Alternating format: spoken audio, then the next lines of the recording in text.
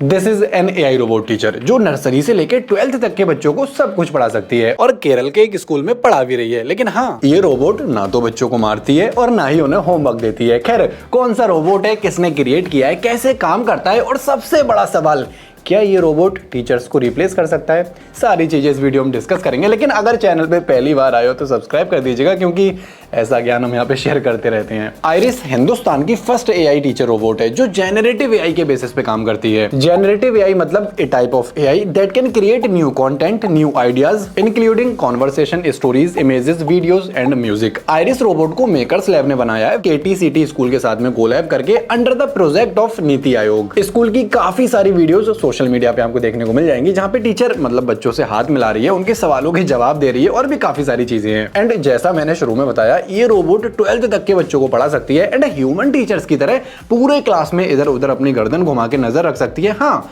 वो दूसरी बात है, ये देख नहीं सकती क्योंकि इसकी आंखें नहीं है। अगर टेक्निकली फीचर्स की बात करूं तो इसके गले में ये जो नेकलेस है, इसमें मतलब माइक्रोफोन लगा के रखा है और इसके बैक साइड में स्पीकर्स देखने को मिल जाते हैं। मतलब आगे से ये सुनती है एंड बैक साइड जो स्पीकर्स हैं वहां से ये मतलब सारे सवालों के जवाब देती है। लेकिन चलने के लिए इसके पास पैर नहीं है। आई मीन ये व्हील्स का यूज करके पूरे क्लास में राउंड लगाती है। अब सवाल ये उठता है कि इस रोबोट को बनाने की जरूरत क्यों पड़ी? तो उसके क्रिएटर्स का कहना है कि हम ट्रेडिशनल टीचिंग मेथड को चेंज करके I mean advanced and innovative level पे ले जाने का प्लान कर रहे हैं, इसलिए हमने इसे क्रिएट किया है। लेकिन ये काम कैसे करती है, आई मीन पढ़ाती कैसे है? तो इसके एक्सपीरियंस को और भी बेटर करने के लिए इसके क्रिएटर्स ने इसका एंड्रॉइड ऐप बना के रखा है, जिसकी हेल्प से आप कमांड, कंट्रोल या फिर जितने भी कस्टमाइजेशन है, मतलब सारी चीजें उस ऐप की हेल्प से कर सकते हो। बाकी पढ़ाने के लिए ये बेसिकली 3 टीचिंग मेथड्स का यूज करती है। पहला, पर्सनलाइज्ड लर्निंग पाथ, मतलब आइरिस इंटरैक्टिव एक्सरसाइजेस की हेल्प से हर बच्चे की स्ट्रेंथ और कमजोरी का पता करके उस बच्चे को उसी लेवल या फिर मतलब कहूं तो उसी के हिसाब से पढ़ाती है,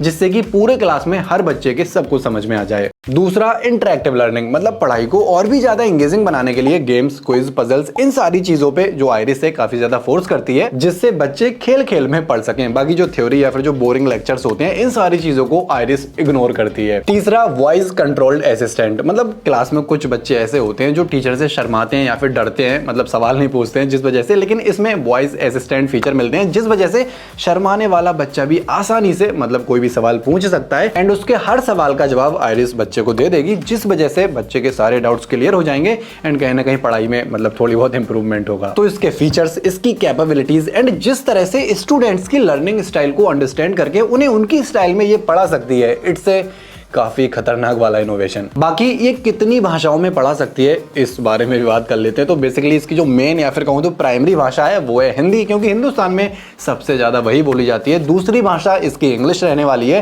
एंड तीसरी भाषा में इसका मतलब थोड़ा सा हाथ तंग है, क्योंकि तीसरी भाषा में आ जाती है सारी रीजनल लैंग्वेजेस जैसे तमिल, तेलुगु, कन्नड़, मराठी। अब इतनी सारी भाषाओं को सीखने के लिए आइरिस को काफी ज्यादा मेहनत करनी है। अच्छा, आइरिस का यूज बच्चों के साथ साथ टीचर्स भी कर सकते हैं। लाइक अगर उन्हें कोई लेक्चर देना है तो इसकी हेल्प से उस टॉपिक को थोड़ा और पॉलिश करके बच्चों के सामने पेश किया जा सकता है। बेसिकली जो स्कूल है ना KTCT केरल में, उसमें बच्चों से ज्यादा इसका यूज टीचर्स ही करते हैं एंड टीचर्स के लिए ये काफी ज्यादा यूजफुल हो सकती है। Like it can focus on individual needs, मतलब जितना भी फाउंडेशनल लर्निंग वाला पार्ट है वो तो आइरिस हैंडल कर लेगी। तो टीचर के पास इतना टाइम आराम से मिल जाएगा कि वो हर बच्चे को मोटिवेट या फिर गाइडेंस देके उसे इंस्पायर कर सके। दूसरा, डेटा ड्रिवन डिसीजन, मतलब आइरिस के द्वारा कलेक्ट किया हुआ data can provide valuable insights into student performance and इसी डेटा के अकॉर्डिंग जो टीचर्स हैं वो भी अपनी पढ़ाने की स्ट्रेटजी को प्लान कर सकते हैं फॉर बेटर रिजल्ट। मतलब इतने सारे कमाल के फीचर्स, लेकिन आखिर कौन कौन सी टेक्नोलॉजी इसे इतना एडवांस बनाती है, ये भी जान लेते हैं। तो पहली, artificial intelligence. AI is the science of making ऐसी मशीन्स जो इंसानों की तरह सोच सकती हैं and this is the core of iris intelligence. मतलब स्टूडेंट्स की स्ट्रेंथ और वीकनेस का पता करके उन्हें उन्हीं के अकॉर्डिंग लर्निंग पाथ क्रिएट करना एंड सारे सवालों का बिल्कुल डिटेल्ड में जवाब देना,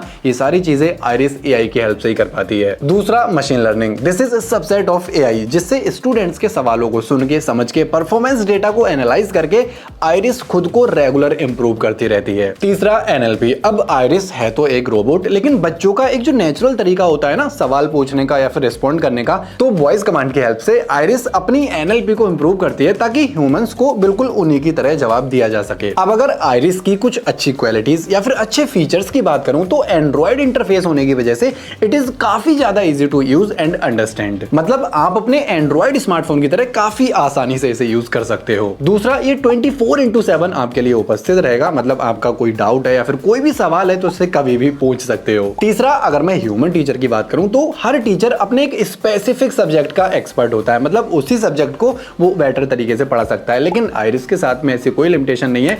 iris can teach any subject without any limitation. चौथा, आइरिस की हेल्प से स्टूडेंट्स को ग्लोबल लर्निंग कम्युनिटी में पार्टिसिपेट करने का मौका मिलता है, जिस वजह से स्टूडेंट्स मतलब दुनिया भर के सारे बच्चों से बातचीत करके अपनी नॉलेज को और भी ज्यादा गेन कर सकते हैं। कुल मिला के आइरिस के साथ बड़े स्केल पे स्टूडेंट्स को एडवांस लेवल की एजुकेशन प्रोवाइड कराई जा सकती है। अब उतार चढ़ाव तो हर किसी की जिंदगी में है। आइरिस की लाइफ में भी कुछ कलेश हैं। लाइक आइरिस अपनी मर्जी से कहीं जा नहीं सकती and the reason behind this is internet connectivity and technical infrastructure, क्योंकि इनके बिना आइरिस तो कुछ कर ही नहीं पाएगी और ये सुविधा हर स्कूल में अवेलेबल अभी फिलहाल नहीं है। दूसरी चीज, इंडिया एक ऐसी कंट्री है जहां पे तरह तरह की मतलब हजारों भाषाएं बोली जाती हैं, तो आइरिस को पहले उन भाषाओं को सीखना पड़ेगा, तब कहीं जाके मतलब रीजनल भाषाओं में बच्चों को पढ़ा पाएगी। एंड सबसे बड़ी दिक्कत, ये क्लास में तभी काम कर पाती है जब क्लास के अंदर बिल्कुल पिन ड्रॉप वाला साइलेंस होता है। मतलब शोर शराबे में ये अपना आपा खो बैठती है। मतलब कभी कभी तो उल्टे सीधे जवाब देने लगती है एंड कभी कभी साइलेंट मोड पे चली जाती है। लेकिन क्रिएटर्स ने ये इसकी अच्छी क्वालिटी बताई है। उन्होंने कहा है कि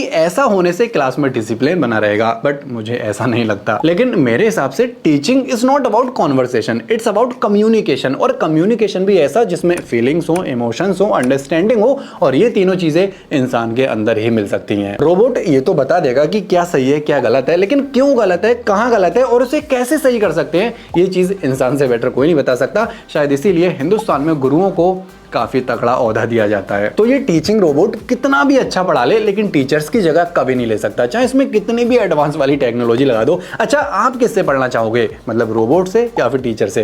कमेंट्स में बताओ। बाकी हम ऐसी खतरनाक वाली वीडियोस लेकर आते रहते हैं। मिलते हैं नेक्स्ट फ्राइडे को विद न्यू वीडियो। तब तक के लिए do like, share and subscribe.